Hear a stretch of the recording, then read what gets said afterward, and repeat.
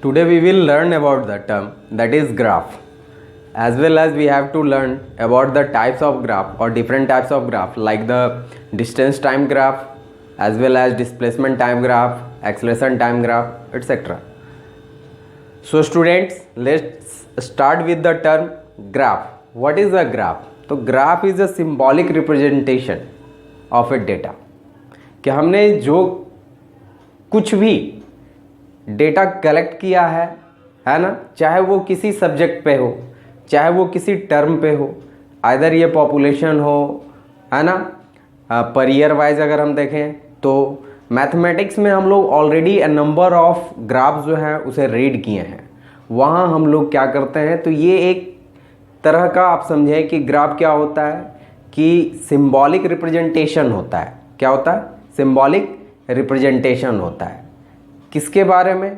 तो जो डेटा हमने कलेक्ट किया है उसके बारे में।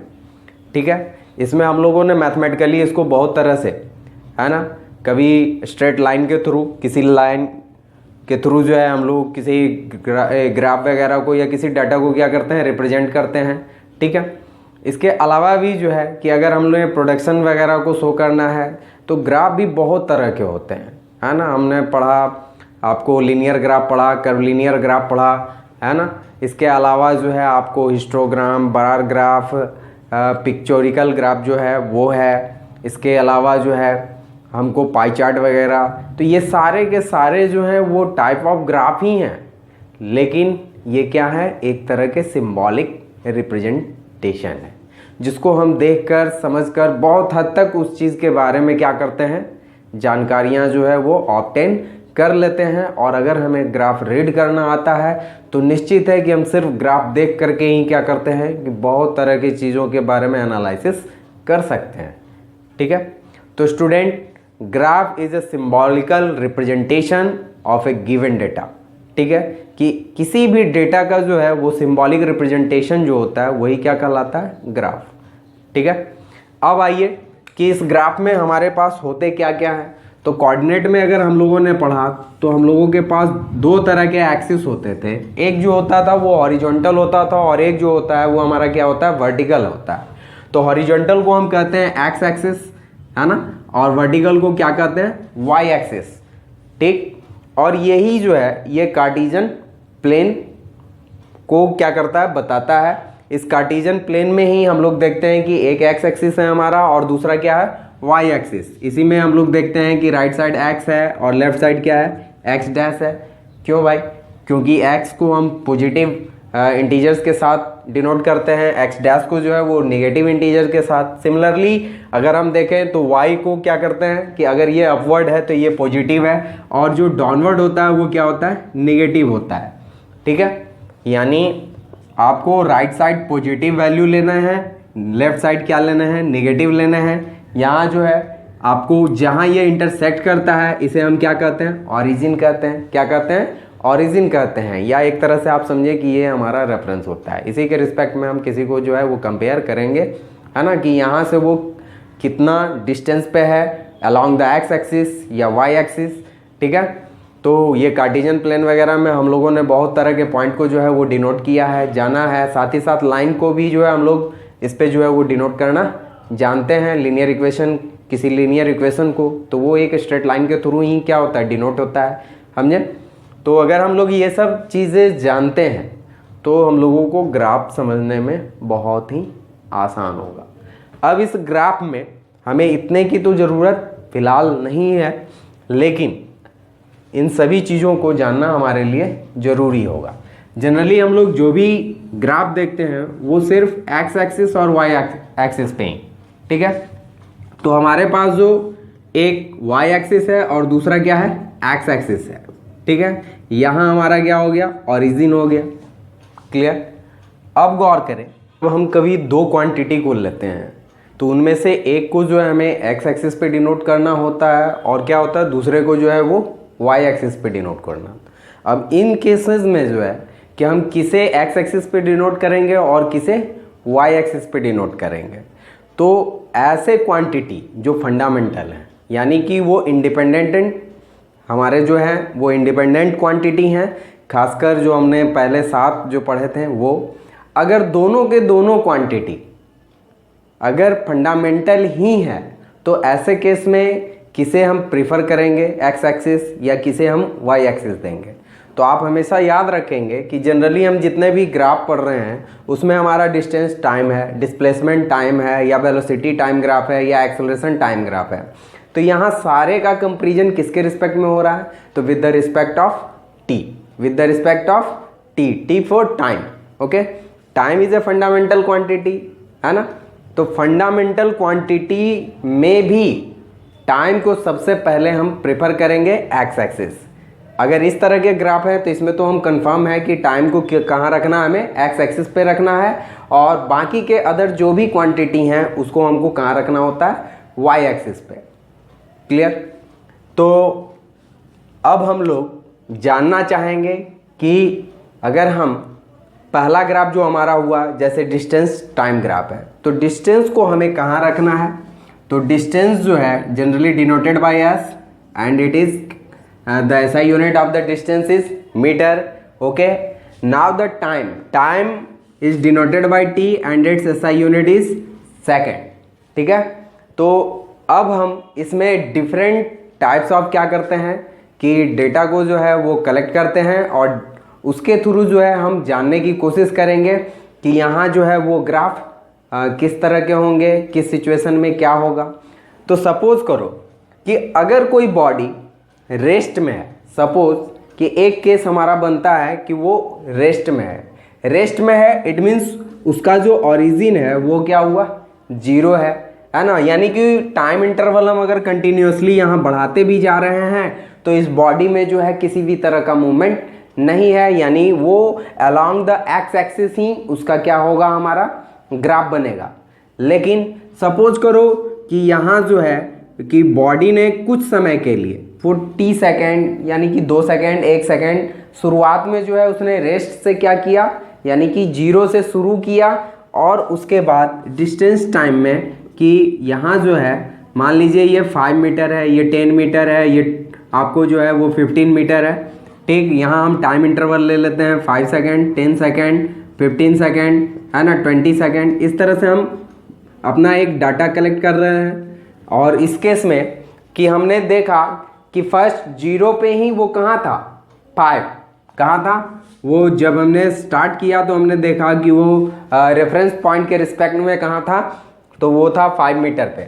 तो 5 मीटर से अगर हम देख रहे हैं कि कंटिन्यूसली डेटा में हमने जैसे यूनिफॉर्म देखा है कि हर इंटरवल में उसका अगर मान लीजिए कि इक्वल डिस्टेंस ट्रैवल कर रहा है। जैसे यहाँ हमने एक डेटा लिया एस एंड टी का, मान लिया कि फर्स्ट जो है वो 5 सेकेंड में उसने क्या किया है, 5 मीटर, है ना। नेक्स्ट 10 में जो है वो क्या कर रहा है, आपको 10 मीटर पे है।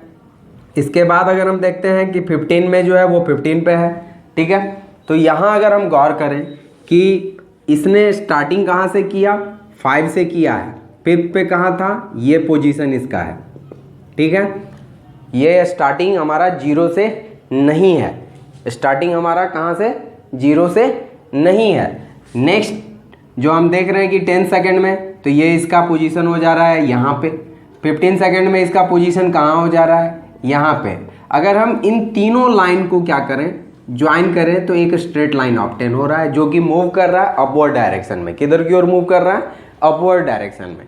इट मीन्स कहने का मतलब कि अगर कंटिन्यूअस हम देख रहे हैं कि इक्वल इंटरवल ऑफ टाइम जो है, इक्वल इंटरवल ऑफ टाइम में बॉडी जो है वो इक्वल डिस्टेंस क्या कर रहा है, एक्वायर कर रहा है। ठीक है, तो ये किस तरह के मोशन थे हमारे, तो वो थे यूनिफॉर्म मोशन। कैसे मोशन थे, यूनिफॉर्म मोशन थे। यानी जब कभी भी बॉडी यूनिफॉर्म मोशन में होगा तो उसका स्लोप क्या होगा, स्ट्रेट लाइन होगा, है ना, या उसका ग्राफ जो होगा वो किस तरह का होगा, स्ट्रेट लाइन होगा। अब यहाँ स्ट्रेट लाइन तो बहुत तरह के भी हो सकते हैं, गौर करें तो हम हर केस में क्या जानेंगे, है ना, उसको थोड़ा सा गौर करना है। जैसे ये यूनिफॉर्म का केस था तो यूनिफॉर्म में स्ट्रेट लाइन हो रहा है, लेकिन स्ट्रेट लाइन और भी बहुत सारे हैं। जैसे अगर मान लो कि फर्स्ट 5 सेकंड में हमने देखा या 0 सेकंड में हमने एक बॉडी को देखा 10 मीटर पे, फिर अगेन 5 सेकंड में हमने देखा वो 10 मीटर पे है, फिर 10 सेकंड में भी देखा कि वो 10 मीटर पे ही है ना। तो इट मीन्स बॉडी में किसी तरह का मूवमेंट नहीं हो रहा है, टाइम इंटरवल चेंज होते जा रहे हैं लेकिन बॉडी जैसे के तैसे हैं, ठीक है ना, वो उसी पोजीशन पे बैठा हुआ है, यानी बॉडी जो है उस समय में रेस्ट में है। यानी अगर यही लाइन जो है स्ट्रेट तो है लेकिन इस केस में जो है वो एक्स एक्सिस के पैरेलल है या एक्स एक्सिस पे लाई कर रहा है, इट मीन्स वो कह रहा है कि बॉडी जो है वो क्या है, फिलहाल रेस्ट में है। अगर वो इक्वल इंटरवल में इक्वली क्या करता है, डिस्टेंस ट्रैवल कर रहा है, यानी बॉडी क्या है हमारे साथ यूनिफॉर्म मोशन में है, ठीक है। लेकिन इसी यूनिफॉर्म मोशन में एक और भी हो सकता है कि ये अप साइड डाउन, ठीक है ना, कि ऊपर से किधर की ओर आ रहा है, नीचे की ओर। तो हमने एक ही ग्राफ में देखा कि पॉसिबिलिटी हमारा क्या है कि इस ग्राफ में कभी ये डिक्रीजमेंट हो रहा है, कभी इंक्रीजमेंट हो रहा है, कभी कांस्टेंट हो रहा है। यानी आप अगर देखो तो अगर हमारे पास डिस्टेंस टाइम ग्राफ ही है और वो 3 तरह से, सपोज मेनली आप इसी को गौर करें, है ना, बाकी जो है हम लोग ऐसे भी रीड कर सकते हैं, उसे देख सकते हैं, समझ सकते हैं। सपोज करो ये हमारा एक्स एक्सिस है और ये वाई है, यहाँ एस है, यहाँ टी है, ये हमारा ओरिजिन है। सिमिलर केस जो है यहाँ भी है एस, यहाँ क्या है टी है, ये एक्स है, ये वाई है। अगेन इस केस में भी हम देख रहे हैं कि ये टाइम इंटरवल टी को शो कर रहा है ना, ये ओरिजिन हमारा हो गया, ये वाई एक्सिस है। यहाँ हम डिफरेंट टाइप्स ऑफ, यहाँ हमने देखा कि एक एक्स एक्सिस के पैरेलल है, यानी ये कैसा है, कांस्टेंट है ना, या फिर बॉडी जो है वो क्या है, रेस्ट में है, बॉडी क्या है, रेस्ट में है। अगर यही चीज़ कि हम अगर देखें कि ये इंक्रीजिंग ऑर्डर में है, स्ट्रेट लाइन में है, तो यानी बॉडी क्या है, यूनिफॉर्म मोशन में है, बॉडी क्या है, यूनिफॉर्म मोशन में। यही अगर डिक्रीजमेंट में भी है तो ये बॉडी यहाँ भी यूनिफॉर्म मोशन में ही है, लेकिन एक में इंक्रीज कर रहा है और दूसरे में कंटिन्यूअस क्या कर रहा है, डिक्रीज कर रहा है। इसके अलावा एक पॉसिबिलिटी और हमारे हो जाएंगे कि अगर ये हम एस और टी के ग्राफ में अगर देखें कि अगर हमारा सपोज करते हैं कि कुछ इस तरह से कर्व बन रहा है, क्या बन रहा है, स्ट्रेट लाइन ना बन करके क्या बन रहा है, कर्व बन रहा है, तो वो किसको इंडिकेट कर रहा है, तो नॉन यूनिफॉर्म मोशन को इंडिकेट कर रहा है, ठीक है। तो ये थे हमारे डिस्टेंस टाइम ग्राफ। यहाँ आप डिस्प्लेसमेंट टाइम ग्राफ में भी यही चीज़ को देखेंगे, है ना। आप जितने भी ग्राफ हैं, अब अगर इन 3-4 चीज़ों को देखा है तो बाकी को समझना भी आसान हो जाएगा। डाटा आप कलेक्ट करें, उसे प्लॉट करें, प्लॉट करते के साथ ही जो है वो हमको उसके कंस्ट्रक्शन से, उसके पोजीशन से हमें पता लग जाएगा कि ये किस तरह का है, ठीक है। अब यहाँ हर में सभी जो है वो ग्राफ फॉलो नहीं किए जा सकेंगे, लेकिन कुछ एक जो है वो इजीली आपको फॉलो किए जा सकेंगे। जैसे यहाँ तो हमने कांस्टेंट कर दिया, ठीक है, इसका मीनिंग यहाँ क्या है कि बॉडी रेस्ट में है, ठीक है। लेकिन यही जो है वो नेक्स्ट ग्राफ में उसका मीनिंग क्या हो जाएगा, अलग हो जाएगा। यहाँ हम इस चीज़ को जान रहे हैं कि ये यूनिफॉर्म मोशन में है विथ इंक्रीजिंग ऑर्डर है ना। अगर यही स्लोप हमारा क्या होता, डाउनवर्ड रहता वाई से किधर की ओर, एक्स एक्सिस की ओर, तो वो हम जान रहे होते हैं कि ये यूनिफॉर्म में तो है लेकिन ये कैसा है, डिक्रीजमेंट में है। ये कर्व लाइन किसको शो कर रहा है, नॉन यूनिफॉर्म मोशन को। आप इसी में वेलोसिटी टाइम ग्राफ को हम देखें, किसको देखें, वेलोसिटी टाइम ग्राफ को। तो वेलोसिटी टाइम ग्राफ में वेलोसिटी हमारा यहाँ हो जाएगा वाई एक्सिस पे, मीटर पर सेकेंड इसका यूनिट होता है, टाइम का यूनिट सेकेंड होता है, यहाँ हम डाल देंगे। ये टाइम का यूनिट हमारा क्या हो जाएगा, सेकेंड। ये जितने भी पॉसिबिलिटी हैं या जितने भी केसेस पॉसिबल हैं उन सबको हम लोग एक साथ ही जानने की कोशिश करेंगे। यहाँ वेलोसिटी हमारा क्या हो गया, मीटर पर सेकेंड, वेलोसिटी मीटर पर सेकेंड, ठीक है। अब यहाँ गौर करें कि अगर इस केस में हमारे पास कोई स्ट्रेट लाइन आता है जो कि अलोंग एक्स एक्सिस क्या है, पैरेलल है, तो इस केस में हम ये कहेंगे कि बॉडी रेस्ट में तो नहीं है, बॉडी रेस्ट में नहीं है, क्योंकि हर एक टाइम इंटरवल में उसने क्या किया है, आपको एक पर्टिकुलर वेलोसिटी को जो है वो मैंने कंटिन्यू रखा है, कांस्टेंट रखा है। जैसे जब कभी भी हम लोग देखते हैं कि गाड़ी वगैरह कोई चलाता है तो उस केस में वो एक्सेलरेट करता है, और एक्सेलरेट करने के केस में जो है वो मान लीजिए कि उसका स्पीड जो है वो क्या किया, फिक्स कर लिया, जैसे 40 मीटर पर सेकेंड, ठीक है। तो वो कंटिन्यूसली टाइम चेंज होते जा रहा है, और लेकिन उसके वेलोसिटी में किसी भी तरह का जो है चेंजिंग नहीं आ रहा है, कंटिन्यूसली वो क्या है 40 मीटर पर सेकेंड पे ही है। तो ऐसे केस में ये लाइन हमारा क्या हो जाएगा, पैरेलल हो जाएगा, लेकिन इसका कतई मीनिंग नहीं होगा कि ये जो है रेस्ट में है बॉडी। अब यहाँ हम अगर दूसरे केस की बात करें, अगर ये स्ट्रेट लाइन अपवर्ड हो या फिर हमारा क्या हो, डाउनवर्ड हो, तो अपवर्ड होगा तो यूनिफॉर्म स्ट्रेट लाइन है, तो ये हमारा पक्का है कि ये यूनिफॉर्म और कांस्टेंट वेलोसिटी के साथ है। लेकिन अगर ये अपवर्ड है तो यानी ये इंक्रीजिंग ऑर्डर में है, डाउनवर्ड है इट मीन्स ये क्या है, डिक्रीजिंग ऑर्डर में है, वेलोसिटी जो है वो निगेटिव की ओर है ना, यानी एक्सेलरेट जो बॉडी कर रहा है वो निगेटिवली एक्सेलरेट कर रहा है, मूव कर रहा है, ठीक है। यहाँ जो है अगर हम गौर करें कि यही कर्व अगर स्ट्रेट लाइन के बदला में क्या बन जा रहा है, कर्व बन जा रहा है, तो कर्व जो है वो हमेशा किसको शो करेगा, नॉन यूनिफॉर्म एक्सेलरेशन को। यहाँ जो वेलोसिटी एक्सेलरेट कर रहा है वो रेगुलरली जो है आपको कॉन्स्टेंटली जो है वो एक्सेलरेट नहीं कर रहा है, यानी डिफरेंट टाइम इंटरवल या इक्वल इंटरवल ऑफ टाइम में जो है वो इक्वली जो है चेंज इन वेलोसिटी नहीं कर रहा है, ठीक है। तो ये हमारा था वेलोसिटी टाइम ग्राफ। इसी तरह से आप एक्सेलरेशन टाइम ग्राफ में भी क्या करेंगे कि एक्सेलरेशन को कहाँ रख लेना है हमको, वाई एक्सिस पे, टाइम को कहाँ रख लेना है, एक्स एक्सिस पे, और जब आप पर्टिकुलर हर एक टाइम इंटरवल में जो है बॉडी का जो है एक्सेलरेशन हम यहाँ क्या करते हैं, डिनोट करते हैं।